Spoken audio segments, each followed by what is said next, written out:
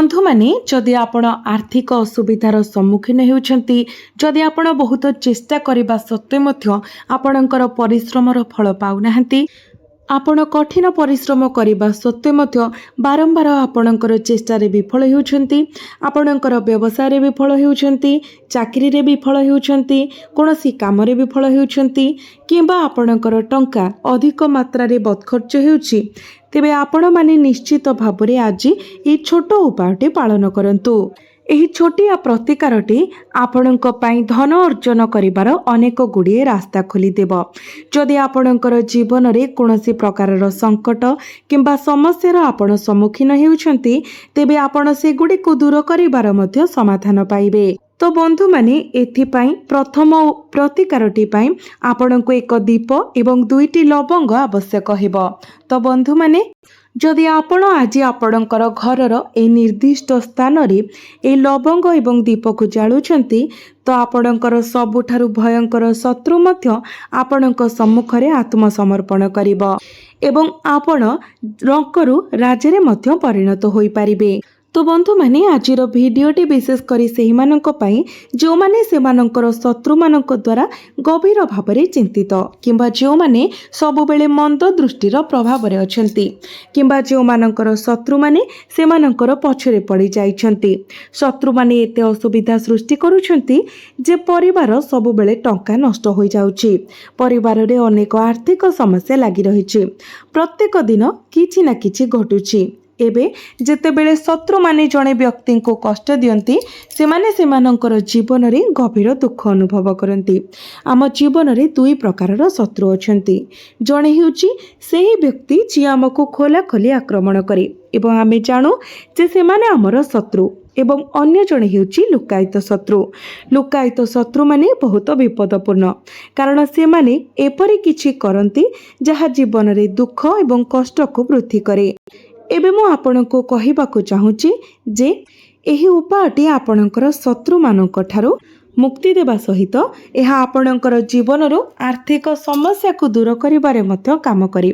जदि आपणक घरे कोनोसी नकारात्मक शक्ति, कोनोसी मंद दृष्टि अछि, एपरि किछि अछि, तो आपण ए उपायटी निश्चित भावरे पालन करंतु। तो बंधु माने एबे मो आपणको एभली एक चमत्कारी उपाय विषय कहिबा पई जाउछि, जहां आपणकर शत्रु मानकु निहत करिबा सहित आपणकर आर्थिक समस्या को मध्य दूर करिबो। सेथि पई आपणको 5टी लवंग एहा सहित 3 खंड कर्पूर नेबाको पड़िबो। 3टी छोट कर्पूर एवं जो 5टी लवंग आपण नेबे से 5टी लवंग जेमिति संपूर्ण अक्षत थाए सेथि प्रति ध्यान देबे, जेमिति कोनोसी स्थानरु भांगी न थाए किंबा खराब होई न थाए। तापरे आपणकर घरे जदि प्रभु हनुमानकर फोटो अछि किंबा मूर्ति अछि, तो आपण प्रभु हनुमानक सामने बसंतु। नचित आपणक घर पाखरे जदि हनुमान मंदिर अछि, तो हनुमान मंदिर को मध्य आपण जाई परिबे।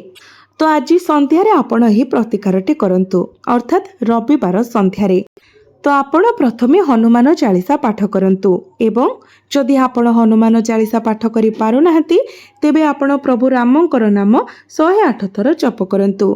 108 थर जप करि सारिबा परे प्रथमे प्रभु रामंकर फोटो सम्मुखरे शुद्ध घिओरे पूर्ण एक दीप जाळंतु। तापरे 5टी लवंग एवं आपण नेइथिबा 3टी कर्पूर को जळांतु। सेगुडी को जाळिबा परे आपणकर समग्र घरे कर्पूर एवं लवंगर धुआं बुलाई दियंतु। प्रथमे समस्त कोठरी रे भगवान विष्णुଙ୍କ ପାଇଁ आरती करंतु एवं तापरे कर्पूर एवं लवंगर धुआं सारा घरे विस्तार करंतु। शेषरे जळी जाइथिबा कर्पूर एवं लवंग को आपणकर पूजा घर को आनी सेठारे रखंतु। देखिबे आपणकर समस्त असुविधा दूर होई जिवो। आपण निजर असुविधा दूर करिबा पई भगवान श्री विष्णु को प्रार्थना करंतु। हे ईश्वर, मोर जो माने शत्रु अछंती, जो माने बिना कारण रे मते कष्ट देई चलीछंती, आपण सेमानंक ठारू मते मुक्ति दियंतु। एभली भावरे आपण प्रभु विष्णुଙ୍କ सम्मुखरे प्रार्थना करंतु। जेतेबेले लवंग एवं कर्पूर ठंडा होई जिवो, कर्पूर भांगी जिवो, लवंगरु पाउंस आसी जिवो, तो ताकु नै आपण पानी रे मिसांतु। तापरे एहाकु आपणक घरर मुख्य प्रवेश द्वार रे सिंचन करंतु। बाहर एवं भीतरे प्रत्येक स्थान रे ଆପଣଙ୍କୁ ଏହାକୁ ଉଭୟ ପାର୍ଶ୍ୱରେ ସିଞ୍ଚନ କରିବାକୁ ପଡ଼ିବ। ଏହି ଲବଙ୍ଗକୁ ଆପଣ ପାଣିରେ ବୁଡ଼ାଉଛନ୍ତି।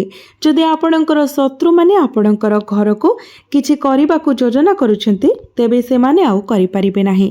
ଦ୍ୱିତୀୟତଃ, ଯଦି ଆପଣଙ୍କ ଘରେ କିଛି ଅଛି ଯାହା ଟଙ୍କାର ଅଭାବ କିମ୍ବା ଆପଣଙ୍କର ଘରେ ଦୁର୍ଘଟଣା ଘଟାଉଛି, ତେବେ ଏପରି ଜିନିଷ ତୁରନ୍ତ ନିଷ୍କ୍ରିୟ ହୋଇଯିବ। ଯଦି କୌଣସି ଖରାପ ନଜର ଦୋଷ ଲାଗିଛି, ତେବେ ତାହା ମଧ୍ୟ ଦୂର ହୋଇଯିବ। କାରଣ ଏଠାରେ ଆପଣ ସିଧାସଳଖ ପ୍ରଭୁ ହନୁମାନଙ୍କର ଆଶୀର୍ବାଦ ପାଇଛନ୍ତି।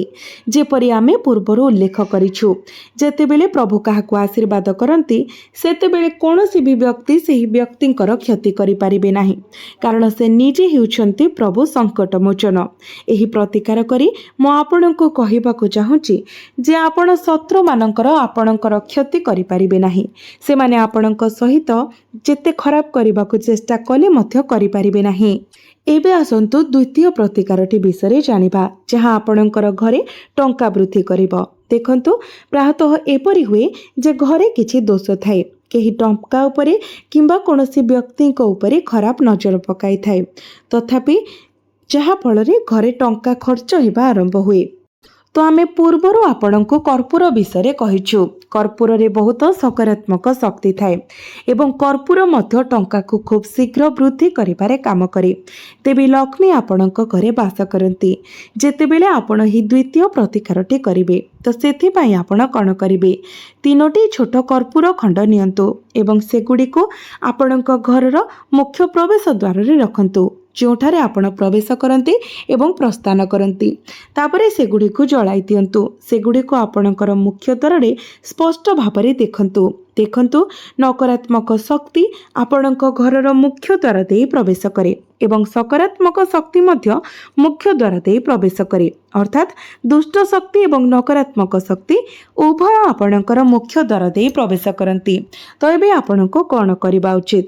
ଯେତେବେଳେ ଆପଣ ଏହି କର୍ପୂରକୁ ଆପଣଙ୍କର ଦ୍ୱାରରେ ଜାଳିବେ, ଯେତେବେଳେ ଦୁଷ୍ଟ ଶକ୍ତି କେବେ ବି ଆପଣଙ୍କ ଘରେ ପ୍ରବେଶ କରିପାରିବେ ନାହିଁ, ଖରାପ ନଜର ଆପଣଙ୍କ ଘରକୁ ପ୍ରଭାବିତ କରିପାରିବ ନାହିଁ ଏବଂ ସବୁଠାରୁ ଗୁରୁତ୍ୱପୂର୍ଣ୍ଣ କଥା ହେଉଛି, ଯେତେବେଳେ ମୁଖ୍ୟ ଦ୍ୱାରରେ ସକାରାତ୍ମକ ଶକ୍ତି ଥାଏ, ସେତେବେଳେ ଧନର ଦେବୀ ମା ଲକ୍ଷ୍ମୀ ଆପଣଙ୍କ ଘରେ ବାସ କରନ୍ତି। ଏହା ଏକ ଅତ୍ୟନ୍ତ ଚମତ୍କାର ଉପାୟ। ସମସ୍ତେ ଏହି କର୍ପୂରର ଉପାୟ କରିବା ଉଚିତ, ଯାହାଫଳରେ ଆପଣଙ୍କର ଧନ ପ୍ରତିଦିନ ବୃଦ୍ଧି ପାଇବ। ଆଉ ଗୋଟିଏ ଚମତ୍କାର ଉପାୟ ହେଉଛି 5ଟି ଗୋଲମରିଚର। ଯଦି ଆପଣ ଆପଣଙ୍କ ଘରେ କୌଣସି ପ୍ରକାରର ନକାରାତ୍ମକ ଶକ୍ତିର ଅନୁଭବ କରୁଛନ୍ତି, ଯଦି ଆପଣଙ୍କୁ ଲାଗୁଛି ଯେ ଆପଣଙ୍କ ଘରେ କୌଣସି ଖରାପ ଦୃଷ୍ଟି ପଡ଼ିଛି କିମ୍ବା କୌଣସି ଯାଦୁ ମନ୍ତ୍ରର ପ୍ରୟୋଗ କରାଯାଇଛି, ତେବେ ଆପଣ 5ଟି ଗୋଲମରିଚ ନିଅନ୍ତୁ। ଘରର ପ୍ରତ୍ୟେକ ସଦସ୍ୟଙ୍କ ଉପରେ ଏହି 5ଟି ଗୋଲମରିଚକୁ 7 ଥର ବୁଲାଇ ଆଣନ୍ତୁ। ଆପଣ କ୍ଲକ୍ୱାଇଜ୍ ତାହା କରିବେ। ନିଜ ଉପରେ ମଧ୍ୟ ଆପଣ 5 ଥର ସେହି 5ଟି ଗୋଲମରିଚକୁ ବୁଲାଇ ଦିଅନ୍ତୁ। ତାପରେ କୌଣସି ଏକ ଛକ ଜାଗାକୁ ଚାଲି ଯାଆନ୍ତୁ, ଯେଉଁଠାରେ 4 ଛକ ଥିବ। ତାପରେ ପ୍ରତ୍ୟେକ ଦିଗକୁ ଗୋଟିଏ ଲେଖାଏଁ ଗୋଲମରିଚ ଫୋପାଡ଼ି ଦିଅନ୍ତୁ ଏବଂ ତାପରେ ଆଉ ଯେଉଁ ଗୋଟିଏ ଗୋଲମରିଚ ରହିଲା, ଉପରକୁ ଚାହିଁ ଫିଙ୍ଗି ଦିଅନ୍ତୁ। ତାପରେ ଆପଣ ସିଧା ଘରକୁ ଚାଲି ଆସନ୍ତୁ। ଘରକୁ ଆସିବା ସମୟରେ ଆପଣ ପଛକୁ ବୁଲି ଚାହିଁବେ ନାହିଁ କିମ୍ବା ଉପରକୁ ମଧ୍ୟ ଚାହିଁବେ ନାହିଁ। ଆପଣ ସିଧା ଘରକୁ ଚାଲି ଆସିବେ ଏବଂ ତାପରେ ବାହାରେ ଆପଣଙ୍କର ହାତ ପାଦ ଧୋଇ ଆପଣ ଘରେ ପ୍ରବେଶ କରିବେ ଏବଂ ତାପରେ ଆପଣ ଯେଉଁ ଲୁଗା ପିନ୍ଧିଥିଲେ ବା ପୋଷାକ ପିନ୍ଧିଥିଲେ ତାହାକୁ ମଧ୍ୟ ବଦଳାଇ ନେବେ। ଏବଂ ମନେ ରଖନ୍ତୁ, ଏହି ଯେଉଁ ସବୁ ଉପାୟ ଗୁଡ଼ିକ ମୁଁ ଆପଣଙ୍କୁ କହିଲି, ଏଗୁଡ଼ିକ କରିବା ପରେ ଆପଣ ଏହି ଉପାୟ ଗୁଡ଼ିକ ବିଷୟରେ କାହାକୁ ମଧ୍ୟ କହିବେ ନାହିଁ। ଯଦି ଆପଣ ଏହି ଉପାୟ ଗୁଡ଼ିକ ବିଷୟରେ କାହାକୁ ଜଣାଉଛନ୍ତି, ତ ଆପଣଙ୍କର ଏହି ଉପାୟ ଗୁଡ଼ିକ କୌଣସି ଶୁଭ ଫଳ ପ୍ରଦାନ କରିପାରିବ ନାହିଁ, ଏହା ନିଷ୍କ୍ରିୟ ହୋଇଯିବ। ତେଣୁ ଆପଣ ଗୁପ୍ତ ଭାବରେ ଚୁପଚାପ ଏହି ଉପାୟ ଗୁଡ଼ିକ ପାଳନ କରନ୍ତୁ। କିନ୍ତୁ ଉପାୟ ଗୁଡ଼ିକ ପାଳନ କରିବା ସମୟରେ ମନରେ ସମ୍ପୂର୍ଣ୍ଣ ରୂପରେ ବିଶ୍ୱାସ ଏବଂ ଭକ୍ତି ରଖି କରନ୍ତୁ। ଯଦି ଆପଣ ନିଜ ମନରେ ପ୍ରଶ୍ନବାଚୀ ରଖି किंतुर भावना रखी करूचंती तेबे हुए तो यह सेतेटा काम न करि पारे। तेणु जदि आपण संपूर्ण विश्वासर सहित यह करती जे यह निश्चित भाव मते शुभ फल प्रदान करिब तो वास्तव रे एहार चमत्कारी प्रभाव आपण आपणक जीवन रे देखिबा पाई पाइबे। तेणु निश्चित भाव रे आपण जदि कोनोसी प्रकारर समस्या देई आपणक जीवन रे गति करूछंती तेबे आपण एही उपाय गुड़िक करंतु। किंतु मने रखंतु एहा सहित आपणको निज तरफरु मध्य चेष्टा जारी रखिबा पाई पड़िबो। आपणको आपणकर कर्म पथरे कठिन परिश्रम करिबा पाई पड़िबो। बिना परिश्रम रे आपणको किछि भी प्राप्ति होई न थाए। किंतु परिश्रम सहित जदि एही आपण एही छोट छोट उपाय गुड़ी को करूछंती तेबे एहा आपणकर भाग्य को मजबूत बनाई थाए।